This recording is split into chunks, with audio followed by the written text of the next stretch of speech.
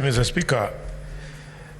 Speaker, the position of the Deputy President of Kenya is very high.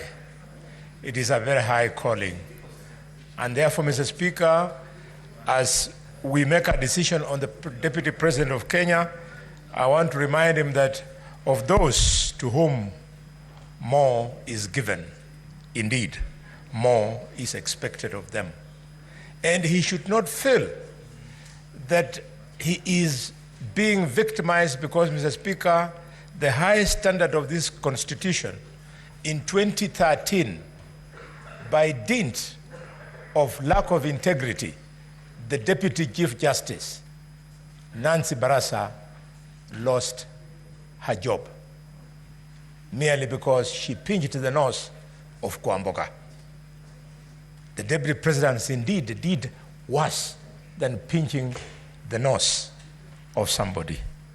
Mr. Speaker, the Deputy President, seeing the allegations against him, I can't imagine that he moves around with the moninga of man of faith and truthful man.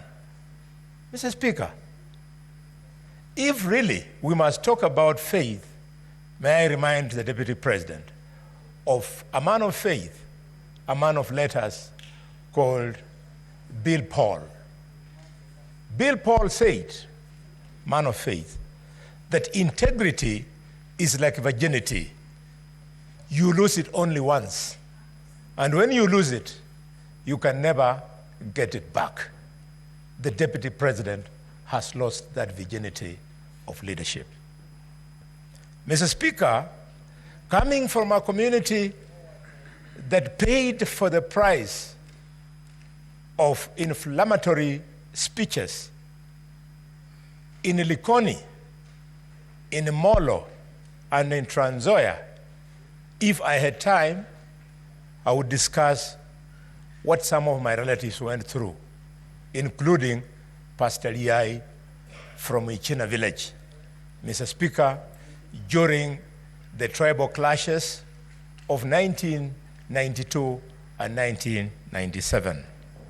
I would like to remind the Deputy President of the post-election violence of 2007, 2008. One of the reasons why we had to have this progressive constitution that will be removing him, hopefully, this evening from office. Mr. Speaker, even as we ask the Deputy President to leave office, we must insist that the DCI and the ESCC and other investigative institutions must pursue this matter beyond this vote.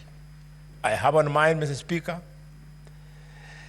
the activities of the intricate web of companies, up to 22, so to speak. The reason I believe young Mutuse could not bring all this, dear senators, colleagues, is because effort requires money, requires time to do all that research. Some of them you have to do clandestine for you to get information. I believe that if the Deputy President had taken the dog, we were going to completely undress him. We would have asked him to justify what activities each and every one of those companies was doing. It's part of the reason why he stepped down, Mr. Speaker.